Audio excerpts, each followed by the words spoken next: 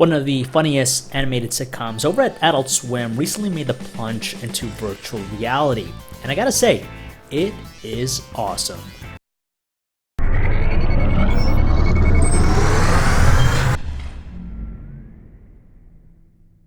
Now, if you ever watch the show, you kind of know what you're in for here with this game. So in Rick and Morty Virtual Rick-ality, you take on the role of a Morty clone that Rick creates, and you start off in Rick's garage, and you're basically exploring your surroundings and playing around with all these gadgets.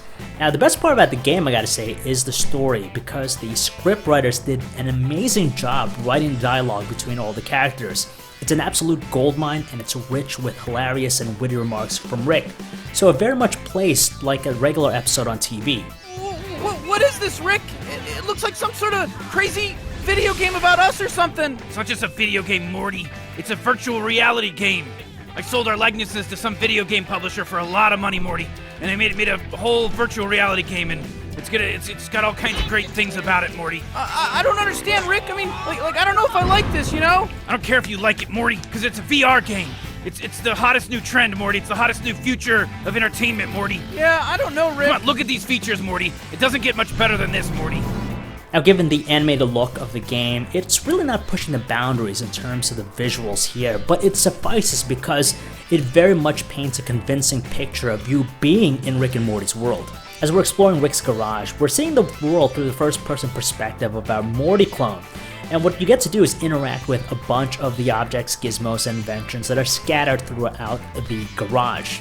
And this, we have to say, is one of the best parts about the game, because the inventions and all the gizmos and gadgets everywhere, they're a lot of fun to check out. And on top of that, you could do normal things in the game, like going to the bathroom, you could eat stuff, you could do your laundry, but the real fun is checking out all these gadgets. You're going to spend a lot of time having fun checking out all these gadgets and gizmos. So you'll have things like a blaster rifle, which you can use to shoot enemies, and then there are some other really cool contraptions. Take, for example, this teleporter machine, which kind of reminds us of the one in the movie The Fly.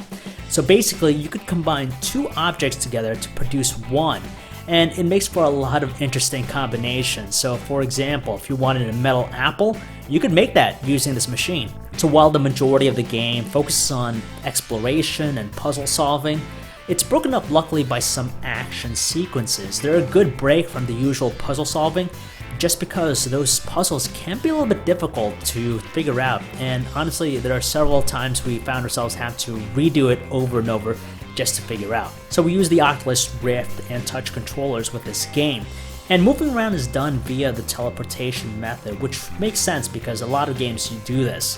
And once you move from space to space, you can actually walk around in that space. So if you had to access a cabinet that's below you, you could do that, you could stoop down, and the VR experience works really well in this game. Now, the only issue that we have with the VR experience with the Oculus Rift is that when you're not in the direct line of sight with the sensors, especially when your body is blocking maybe one of the touch controllers, there's a slight moment when there's a little bit of a tracking issue, but it's not really prevalent. And for this game, we were playing it on an MSI GS63VR stealth laptop, which features an Intel Core i7 processor, 16GB of RAM, and NVIDIA's GeForce GTX 1060 GPU.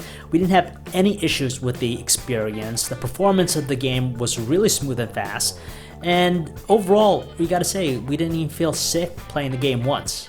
So here's a tip for you if you plan on playing this game, and that's to pay extra attention to what Rick has to say, because many of the puzzles are really tough to figure out, and you'll constantly have to use your watch to call him up and try to get some information out of him to help you solve them. So I managed to beat the entire game in roughly around 3 hours, which is kind of short when you think about it, and when you factor in its $30 cost, you might wonder if it's even worth it, but I gotta tell you, it's definitely worth it, because when you think about the script writing, the VR experience, the interaction with all the gizmos, and just the whole fun nature of the game, it's definitely worth it. It makes it feel like you're actually in an episode. Well, at least this part looks kind of fun, I guess. Look at those guys explode.